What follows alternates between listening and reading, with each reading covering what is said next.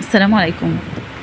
فيديو جديد بنصوره معاكم من اسكندرية، وحدث مهم بيحصل في اسكندرية بنغطيه من على كوبري ستانلي، وهو مصير كوبري ستانلي بعد الهبوط الأرضي اللي حصل في أحد جوانب الكوبري. في الكام يوم اللي فاتوا سمعنا أقوال كتير تخص كوبري ستانلي بعد حدوث الهبوط الأرضي في أحد جوانب الكوبري، واللي الحقيقة عمل جدل واسع في الشارع السكندري وفي السوشيال ميديا بشكل عام. فلقينا أقوال بتقول إن هيتم غلق الكوبري ومنع مرور السيارات من عليه، وإنه هيتم إجراء عدة تحويلات للطريق لحين الانتهاء من أعمال ترميم الكوبري. وفي أقوال تانية بتقول إن خلاص هيتم إزالة الكوبري، ولأنه أصبح خطر على المرة، وإننا هنتحرم من علامة مميزة موجودة في اسكندرية، ومكان مهم زي ستانلي هيفقد بريقه ورونقه اللي بيضيفوا له كوبري ستانلي. وأقوال كتير صراحة موجودة على السوشيال ميديا بتخص موضوع الهبوط الأرضي اللي حصل في أحد الجوانب. فقررنا ننزل ونصور الكوبري على الطبيعة ونشوف مدى صحة الكلام ده والأقاويل دي. ومن على كوبري ستانلي عايزة أقول لكم إن الموضوع طلع أبسط من كده بكتير، وإن كل اللي سمعناه مجرد تكهنات والناس مكبرة الموضوع قوي، وإن اللي حصل مجرد هبوط طفيف في الانترلوك الموجود حوالين إحدى فتحات الكوبري، وده وارد جدا يحصل في أي وقت، لكن ضروري التنبه ليه طبعا وترميمه بأسرع وقت. وده بصراحة اللي عملته المحافظة، والمحافظ بنفسه اهتم بالأمر وتم أخذ الإجراءات اللازمة للترميم، وتم التحرك بأسرع وقت، ولا هيبقى فيه غلق ولا تحويلات مرورية ولا ازدحام مروري ولا تكدس ولا أي حاجة من دي إن شاء الله. والكوبري النهاردة في حالته الطبيعية، الناس عادي بتتصور والعربيات معدية من عليه ومفيش أي مشكلة. يعني أنا حتى بسأل حد من الموجودين، يعني دي أول مرة تحصل؟ قال لي لأ، على فكرة بتحصل كتير، بس المرة دي عشان حد صور ونزل على السوشيال ميديا وعمل الضجة ومش عارفة ايه، يعني هو ده اللي خلى الموضوع يعني خد حجم أكبر من حجمه. شوفوا بقى كوبري ستانلي وجماله.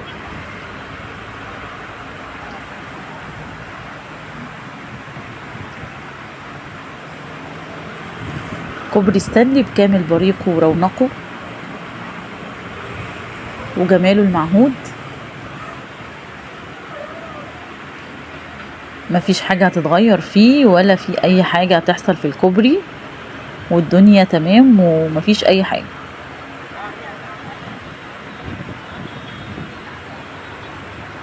شاطئ ستانلي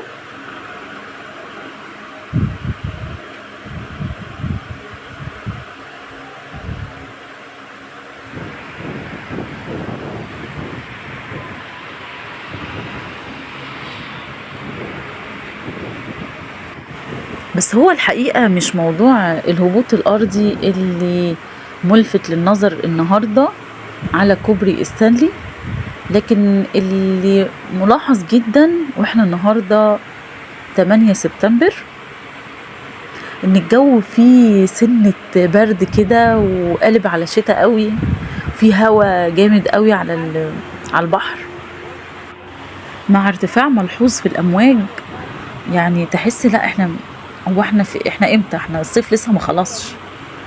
في حاجة غريبة في الجو، وتبص للسما تلاقي في سحب كتير كثيفة كده وفي غيوم في السما كأنك في الشتاء. النهاردة فعلا الجو مختلف جدا، وفي حاجة غريبة بتحصل في الجو.